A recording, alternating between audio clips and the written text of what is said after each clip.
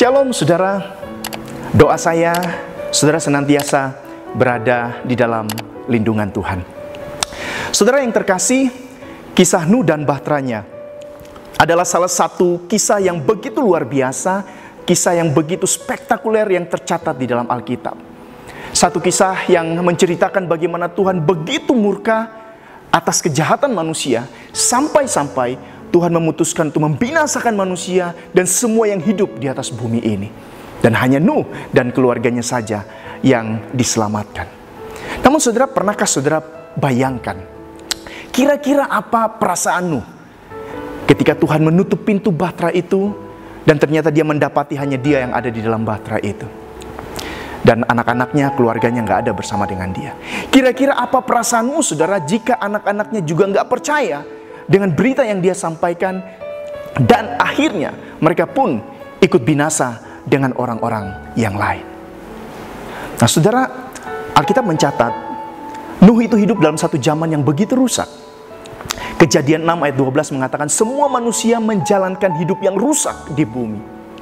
Saudara, dengan kondisi dunia yang begitu bobrok ini, anak-anak Nuh bisa saja sewaktu-waktu tergoda dan ikut melakukan kejahatan yang sama dengan orang lain.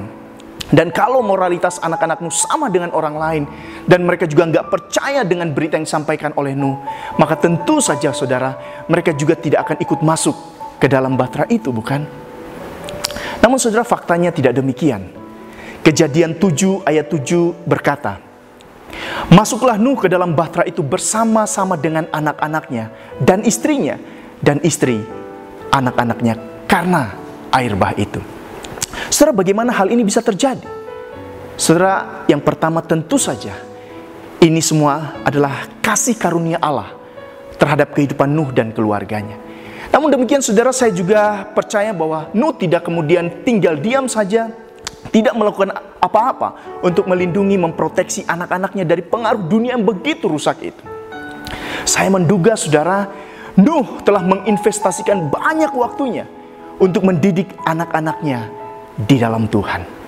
Saudara, ketika pintu bahtera itu ditutup oleh Tuhan, saya yakin dan percaya kebahagiaan dan sukacita terbesar yang Nuh rasakan pada saat itu adalah ketika ia melihat keluarganya, istri dan anak-anaknya ada bersama dengan dia di dalam bahtera itu.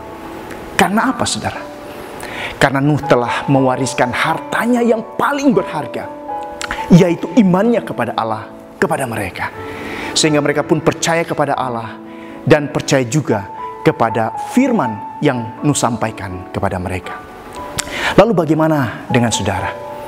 Saudara, di zaman yang semakin rusak ini, apa yang sedang saudara mewariskan kepada keluarga saudara, kepada anak-anak saudara? Saudara, mewariskan harta dan kekayaan materi itu tentu berguna untuk kehidupan mereka di dalam dunia sekarang ini. Tetapi mewariskan harta saudara yang paling berharga, yaitu iman saudara, mendidik mereka di dalam Kristus, sehingga akhirnya mereka mengenal dan kemudian beriman kepada Kristus. Itu akan menolong mereka untuk tetap bertahan di tengah-tengah dunia yang semakin rusak ini.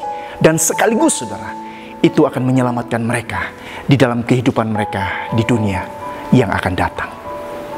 Saudara, saya percaya sekali, kebahagiaan terbesar, sukacita terbesar yang kita rasakan adalah ketika kita melihat keluarga kita, anak-anak kita memiliki iman yang sama dengan setiap kita.